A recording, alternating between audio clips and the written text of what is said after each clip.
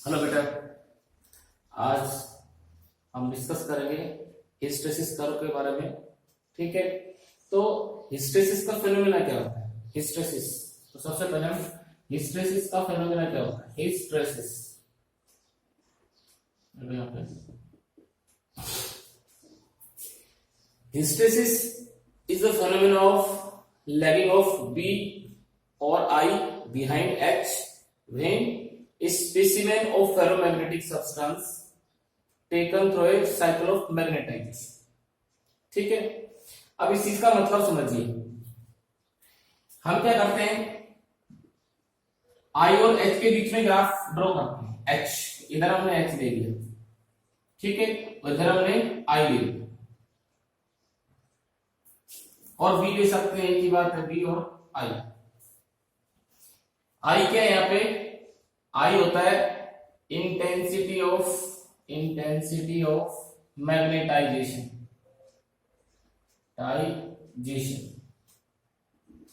और H यहाँ पे क्या है? H यहाँ पे मैग्नेटाइजिंग फील्ड या मैग्नेटाइजिंग फोर्स। ठीक है, इन दोनों के बीच में ग्राफ ड्रॉ करते हैं। ठीक है, और उससे जो हमें कंप्लीट ग्राफ मिलता है उसी को क्या बोलते हैं? Hysteresis curve. ठीक है, अब यहां से देखो हमने क्या किया कि यहां पे एक सोलेनॉइड ले लिया, ये सोलेनॉइड ले लिया इस तरह से, और इसके अंदर एक फेरोमैग्नेटिक सब्सटेंस, फेरोमैग्नेटिक मटेरियल की एक रॉड रखी, मतलब कि आयरन की रॉड इसके अंदर पुट कर दी। ठीक है, अब यहां से हम क्या करेंगे, इस तरह से ले लेते हैं, यहां से इस करंट को इंक्रीज करेंगे, तो करंट को जैसे जैसे इंक्रीज करेंगे तो वैसे वैसे सोलेनॉइड के अंदर मैग्नेटिक फील्ड बढ़ेगा, और मैग्नेटिक फील्ड बढ़ेगा तो वो इसके अंदर रखे हुए आयरन के पीस को मैग्नेटाइज करेगा। तो इसका जो फील्ड है, सोलेनॉइड का फील्ड, वो H कहलाएगा, मैग्नेटाइजिंग फील्ड कहलाएगा। B कितना होता है? मैग्नेटिक फील्ड है इनसाइड ए सोलेनॉइड, होलो म्यू नॉट Ni, यही होता है। जब एयर हो और मटेरियल हो तो यहाँ पे म्यू नॉट की जगह क्या आ जाता है? म्यू आ जाता है। ठीक है, तो ये B डायरेक्टली प्रोपोर्शनल यहाँ पे किसके? I के। तो ये जो मैग्नेटिक फील्ड है किसका?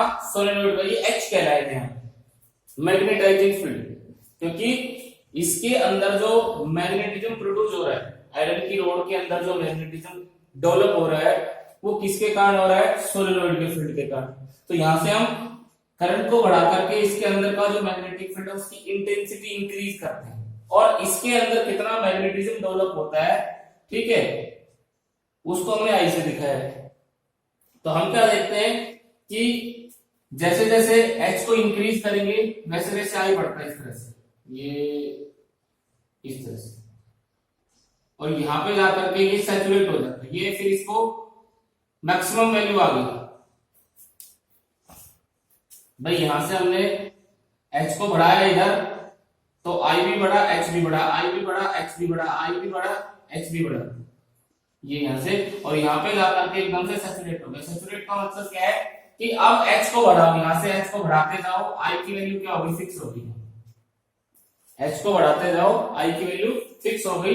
हम क्या कहेंगे कि ये सैचुरेट हो गया। इससे ज्यादा H की वैल्यू को बढ़ाने से I की वैल्यू नहीं बढ़ेगी। I और B लिख सकते हैं यहाँ पे, B और I। ठीक है, अब हमने क्या किया, यहां तक इसको बढ़ाया,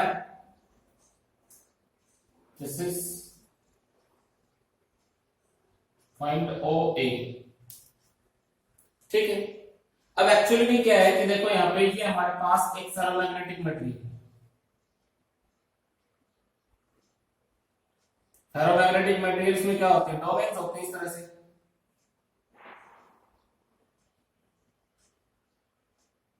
इस तरह से छोटे छोटे रीजन्स बनते हैं, छोटे छोटे रीजन्स को हम डोमेन्स बोलते हैं। क्या बोलते हैं? डोमेन्स। और सारे डोमेन्स क्या होते हैं? रैंडमली ओरिएंटेड होते हैं। मतलब जब तक इसके अंदर हमने मैग्नेटिक फील्ड नहीं लगाया था, इस रोड के अंदर मैग्नेटिक फील्ड नहीं लगाया था, तो it has no magnetism, no magnetism, यानी इसके बी की वैल्यू क्या थी? 0। इसके अंदर कोई भी मैग्नेट की प्रॉपर्टी नहीं थी। लेकिन जैसे जैसे हमने क्या किया,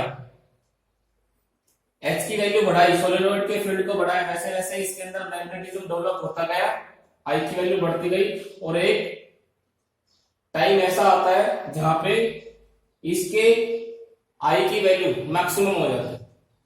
I की वैल्यू मैक्सिमम मान लो इसके अंदर 80 डोमेन्स, 100 डोमेन्स, 100 डोमेन्स, ठीक है। जब हमने H की वैल्यू को 10 एम्पियर मीटर इनवर्स किया, ठीक है, 10 एम्पियर मीटर इनवर्स किया, तो 100 में से 30 डोमेन्स घूम करके मैग्नेटिक फील्ड की डायरेक्शन में आ गए। फिर हमने इसको 15 किया, तो कितने? 15 किया तो इसके 60 डोमेन्स आ गए। इसको 20 किया तो कितने? 80 डोमेन्स आ गए। इसको 25 किया तो पूरे 100 के 100 डोमेन्स घूम करके इसी डायरेक्शन में आ गए। जितने भी डोमेन्स थे, कितने डोमेन्स थे? 100, और 100 के 100 इनिशियली रैंडमली ओरिएंटेड थे, तो बी की वैल्यू क्या थी? 0। लेकिन जैसे जैसे हमने इस एच की वैल्यू को बढ़ाया, तो वो घूमते गए, और जैसे एच की वैल्यू, मान लिया हम एक सिंपल सा एग्जांपल ले रहे हैं, एच की वैल्यू 25 एम्पियर मीटर इनवर्स हुई, तो वहां पे सारे के सारे डोमेन्स घूम करके मैग्नेटिक फील्ड की डायरेक्शन यानी एच की डायरेक्शन में आ गए, मैग्नेटाइजिंग फील्ड की इंटेंसिटी की। और उसके बाद एच की वैल्यू को बढ़ा, क्योंकि डोमेन्स 100 थे सारे के सारे कंप्लीटली मैग्नेटाइज हो गया, तो उसके बाद आई की वैल्यू नहीं बढ़ी। फिर हमने क्या किया? फिर हमने इसको मैग्नेटाइजिंग फील्ड को डिक्रीज करना स्टार्ट किया, यहां से करंट को डिक्रीज करना स्टार्ट किया, डिक्रीज, और डिक्रीज करके वापस 0 पे लेके आए। तो 0 पे लेके आए तो ग्राफ वापस इस तरह से यहाँ पे आना चाहिए था, लेकिन ग्राफ ऐसे नहीं आता है। ग्राफ कैसे आता है? इस तरह से आता है।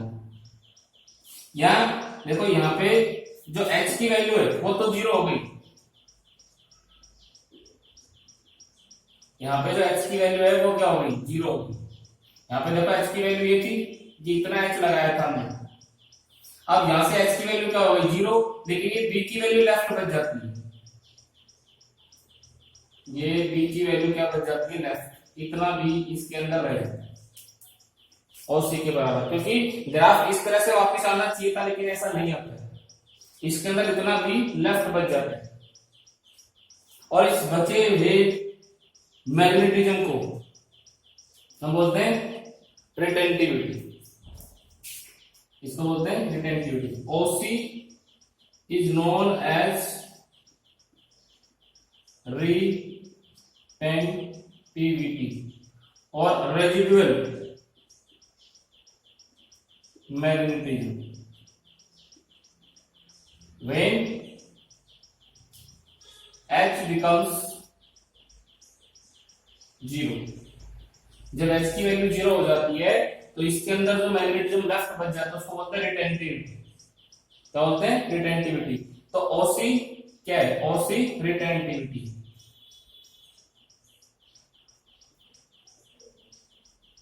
OC क्या है? रिटेंटिविटी, ठीक है। अब यहां पे 0 हो गया, और ये यानी कि हमने इसके करंट को 0 कर दिया, तो इसका मैग्नेटिक फील्ड भी 0 हो गया। लेकिन ये इसके अंदर, इस आयरन के टुकड़े के अंदर कुछ मैग्नेटिज्म लेफ्ट रह जाता है, मैग्नेटिज्म क्या रह जाता है? लेफ्ट, और उसी को क्या बोलते हैं? Residual magnetism.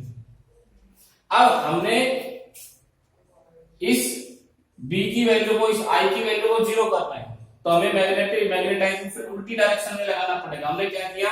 सोलेनोइड के टर्मिनल्स को चेंज कर दिया, ये इधर नेगेटिव, इधर पॉजिटिव, तो मैग्नेटिक फील्ड पहले इधर था, किधर हो जाएगा? इधर हो जाएगा मैग्नेटिक फील्ड इधर। तो सारे डोमेन जो थे वो इधर घूमे हुए थे, अब ये डोमेन जो मैग्नेटिक फील्ड इधर लगाएंगे तो मैग्नेटिक फील्ड की डायरेक्शन में घूम करके इधर आना चाहेगा। तो हमने यहाँ से x की वैल्यू को अपोजिट डायरेक्शन में इंक्रीज करना स्टार्ट किया था। ग्राफ इस तरह से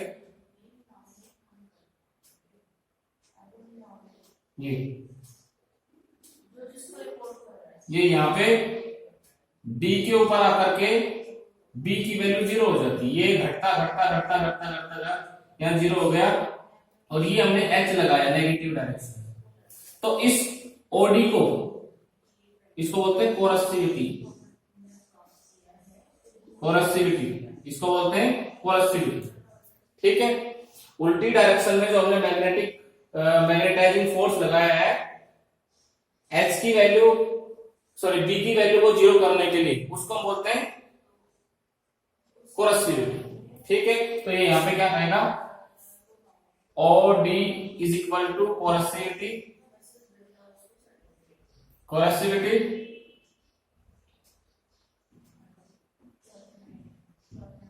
ठीक है। when we applied when I is equal to 0, I becomes 0 या B becomes 0, ये 0 यहाँ पे हो जाता है और उसके लिए नेगेटिव वैल्यू जो x की अप्लाई करते हैं अपोजिट डायरेक्शन में, नेगेटिव का मतलब अपोजिट डायरेक्शन में जो x लगाते हैं उसको हम बोलते हैं कोरस्टिविटी। तो ये तो रिटेंटिविटी होती है और ये कोरस्टिविटी होती है। यहाँ पे आकर के ये लोहे का टुकड़ा फिर दोबारा से लोहे का टुकड़ा बन गया है। यहाँ पे ये इसके अंदर मैग्नेटिज्म बच गया था, लेकिन उस मैग्नेटिज्म को 0 कर दिया ये अपोजिट फील्ड लगाकर। ठीक है। तो इसको हम बोलते हैं कोरस्टिविटी। अब फिर दोबारा से इसको आगे बढ़ाते हैं तो ये आगे जाकर के नेगेटिव डायरेक्शन में मैक्सिमम हो जाता है। इस तरह का ग्राफ आता है हमारे पास, इस तरह का ग्राफ आता है।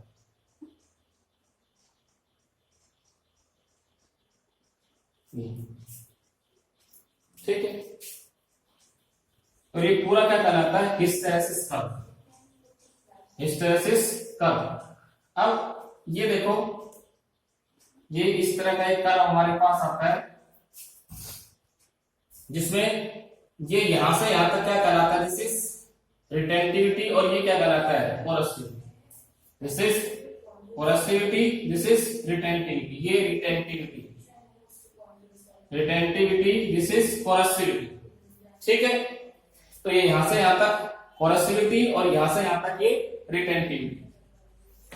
अब इस ग्राफ के अंदर का जो एरिया है, कंप्लीट एरिया, ये वाला एरिया, ये हमें किसके बारे में बताता है, ये हमें एनर्जी लॉस के बारे में बताता है। क्योंकि जो हमारा डाइपोल होता है, क्या हम कहें, डोमेन जो होते हैं, डोमेन्स या मैग्नेटिक डाइपोल जो होते हैं, इधर H लगाते हैं तो इधर घूम जाते हैं और इधर जब H लगाते हैं तो ये घूम करके इसकी डायरेक्शन में आ जाते हैं।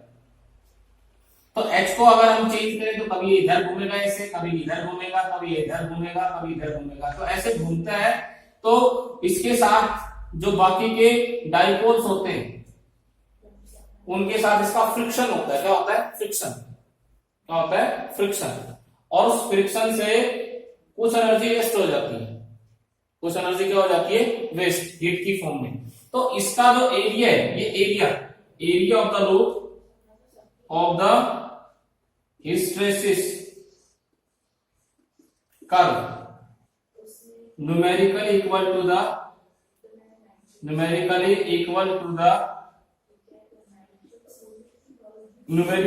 the energy loss per unit volume। ठीक है। हमें ये बताता है पर यूनिट वॉल्यूम उस मटेरियल में कितना एनर्जी का लॉस होगा due to magnetization and demagnetization. Magnetization का मतलब एक बार इधर मैग्नेटिक फील्ड लगाएंगे, एक बार इधर x की वैल्यू इधर कर देंगे डायरेक्शन, एक बार इधर। तो ऐसे ये डाइपोल बार बार ऐसे घूमता है। तो इसके नाइबर जो डाइपोल्स होते हैं उनके साथ इसका फ्रिक्शन होता है, जिसके कारण हीट पैदा होते हैं, उस हीट के कारण एनर्जी का लॉस होता है। तो दूसरी इंपॉर्टेंट चीज क्या है कि इस हिस्टैरिसीस लूप का जो एरिया है, हिस्टैरिसीस कर्व के अंडर का जो एरिया है वो क्या बताता हमें, लॉस ऑफ एनर्जी। ठीक है, लॉस ऑफ एनर्जी। अब ये जो कर्व है बड़ा इंपॉर्टेंट होता है। इस कर्व की स्टडी करके हम डिफरेंट मटेरियल्स के बारे में, हम डिफरेंट जो हमारे पास मशीन्स जो होती है, डिफरेंट जो डिवाइसेज हम डिजाइन करते हैं, उनके लिए हम इन मटेरियल्स को सेलेक्ट कर सकते हैं किसमें एनर्जी का लॉस ज्यादा होगा, किसमें एनर्जी का लॉस कम होगा। तो यहाँ पे इस हिस्टेरिसिस कर्व की स्टडी के बेसिस पे हम कुछ मटेरियल्स को सिलेक्ट करते हैं, ठीक है। तो यहाँ पे देखिए मैं दो मटेरियल ले रहा हूं, तो सॉफ्ट आयरन एंड दूसरा हमारे पास होता है स्टील। इसको हार्ड आयरन बोलते हैं और हार्ड आयरन एक ही बात है, ठीक है। तो सॉफ्ट आयरन की बात करें तो सॉफ्ट आयरन के लिए जो इसके लिए ये लूप इस तरह की होती है और स्टील के लिए जो लूप होती है वो इस तरह की।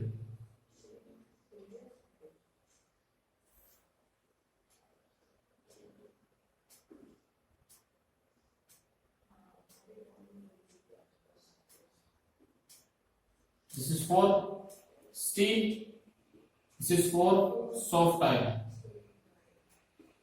अब ये सॉफ्ट आयरन के लिए जो हिस्टेरिसिस कर्व इज नैरो। बेटा हिस्टेरिसिस कर्व कैसा होता है? नैरो होता है। और इसके लिए हिस्टेरिसिस कर्व इज वाइड या ब्रॉड होता है, ठीक है, चौड़ा होता है। तो इसमें लॉस ऑफ एनर्जी क्या होगा? Loss of energy per unit volume is more, और इसमें loss of energy per unit volume is less. तो जिसका एरिया कम, इसका हिस्टेरिसिस लूप का एरिया कम, तो इसमें एनर्जी का लॉस क्या होगा? कम होगा। इसकी हिस्टेरिसिस लूप का एरिया क्या? ज्यादा, तो इसमें एनर्जी का लॉस क्या होगा? ज्यादा होगा। इस तरह से और ब्रॉड बना देते हैं, ठीक है। तो इसका एरिया ज्यादा, इसका एरिया कम। तो जैसे हमारे पास ट्रांसफॉर्मर जो होता है, आगे हम पढ़ेंगे, ट्रांसफॉर्मर जो होता है, मोटर जो होती है, उनकी कॉइल्स को वाउंड करने के लिए, उनकी कॉइल्स को रोटेटने के लिए जो आर्मेचर कॉइल लेते हैं, उसमें हम सॉफ्ट आयरन का यूज करते हैं, क्योंकि सॉफ्ट आयरन में एनर्जी का लॉस क्या होता है? कम होता है। हिस्टेरिसिस लूप क्या होती है? लो होती है, ठीक है। तो core of the transformer is made by soft iron because the value of hysteresis, या फिर हम कहें the hysteresis loop for soft iron is narrow and the loss of energy is very less as compared to steel, ठीक है। तो यहाँ पे इसमें एनर्जी का लॉस कम होगा, इसमें एनर्जी का लॉस क्या होगा? ज्यादा होगा। इसीलिए जो ट्रांसफॉर्मर की जो कोर है उसको हम सॉफ्ट आयरन का ही डिजाइन करते हैं, क्योंकि उसमें एनर्जी का लॉस कम। ये तो हो गया। अब इसके बेसिस पे देखो इसकी रिटेंटिविटी क्या है? रिटेंटिविटी क्या है? रिटेंटिविटी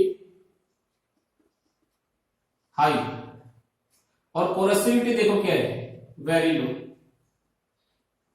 ठीक है। इसकी रिटेंटिविटी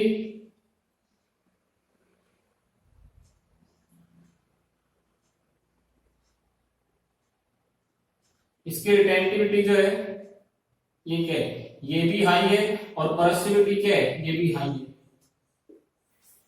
इसमें रिटेंटिविटी भी आई है और कोरेसिविटी भी आई है, लेकिन इसमें रिटेंटिविटी हाई है, कोरेसिविटी क्या है? लो।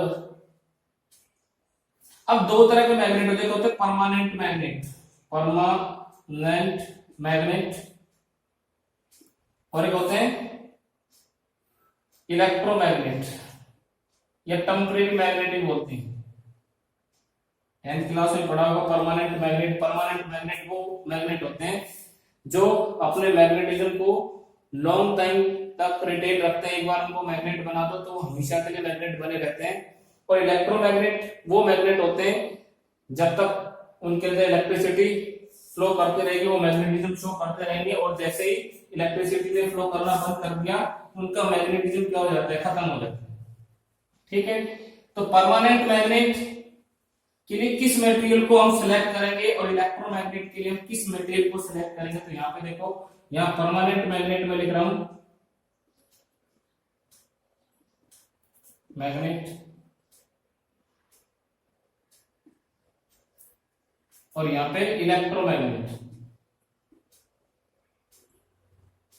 ठीक है, तो दोनों केसेस में जिस भी मटेरियल को सिलेक्ट करते हैं दोनों की परमिएबिलिटी हाई होनी चाहिए, हाई परमिएबिलिटी, हाई परमिएबिलिटी, इसमें भी हाई परमिएबिलिटी। परमिएबिलिटी क्या होती है बेटा? परमिएबिलिटी मतलब कोई भी मटेरियल रखें तो उसके अंदर से ज्यादा मैग्नेटिक लाइन जो फोर्स पास हो, इस तरह से पढ़ा है हमने। और फेरोमैग्नेटिक सब्सटेंस जो होते हैं उनकी परमिएबिलिटी क्या होती है? बहुत हाई होती है। दूसरा, इसमें परमानेंट मैग्नेट में कोरेसिविटी भी हाई होनी चाहिए और रिटेंटिविटी भी हाई होनी चाहिए, हाई कोरेसिविटी एंड तीसरा पॉइंट हाई रिटेंटिविटी। ठीक है, इसमें ये दोनों चीज, कोरेसिविटी भी क्या लो और रिटेंटिविटी भी क्या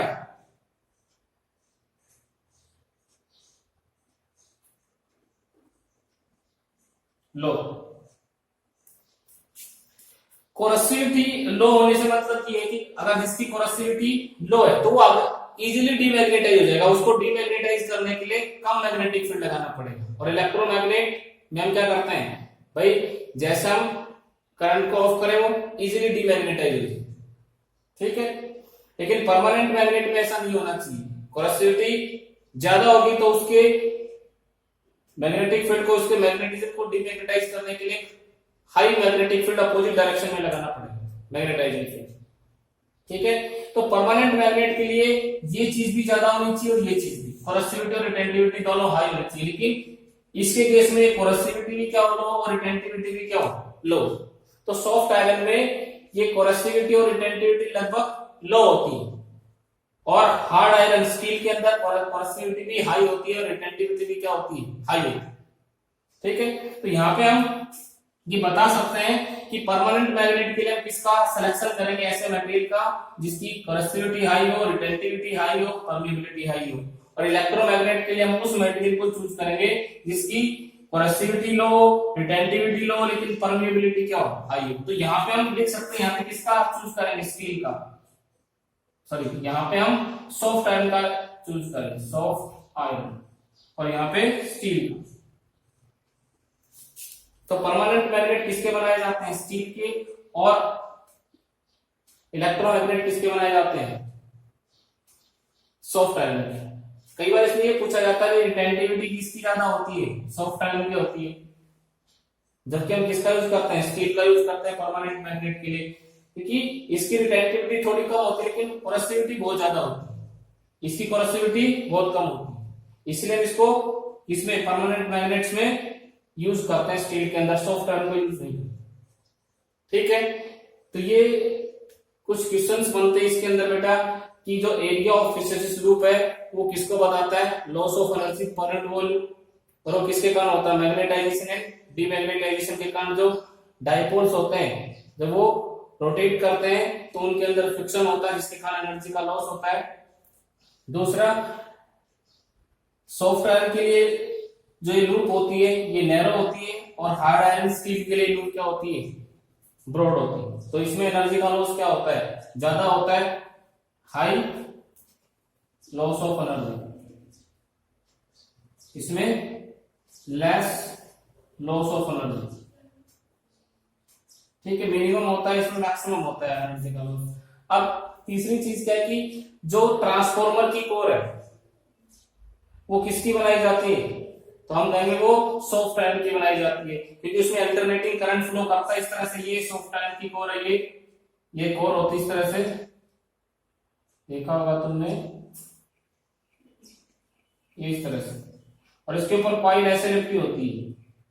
इसके अंदर अल्टरनेटिंग करंट लगाते हैं और अल्टरनेटिंग करंट की डायरेक्शन लगातार चेंज होती है। तो मैग्नेटिक फील्ड भी जो क्या होता है वो अल्टरनेटिंग होता है, कभी एच की वैल्यू इधर, कभी एच की वैल्यू इधर, कभी एच की, तो जो इसके डाइपोल्स होते हैं वो कभी इधर घूमते हैं, कभी इधर घूमते हैं, कभी इधर घूमते हैं, कभी इधर घूमते हैं, तो उसमें एनर्जी का लॉस होता है। और हम ऐसे मटेरियल को चूज करना चाहते हैं जिसमें एनर्जी का लॉस क्या हो, मिनिमम, तो उसके लिए हम किसका सॉफ्ट आयन का यूज करते हैं, क्योंकि इसके लिए जो हिस्टैरिसीस लूप होती है नैरो होती है।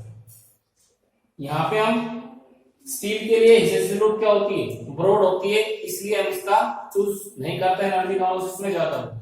उसके बाद ये परमानेंट मैग्नेट और ये इलेक्ट्रोमैग्नेट होते हैं। ठीक है, तो बेटा ये चैप्टर खत्म हो गया है। इसके आगे हम इसके जो न्यूमेरिकल्स हैं, जो इसके कॉन्सेप्चुअल क्वेश्चंस हैं, उसके बारे में डिस्कस करेंगे। Thank you.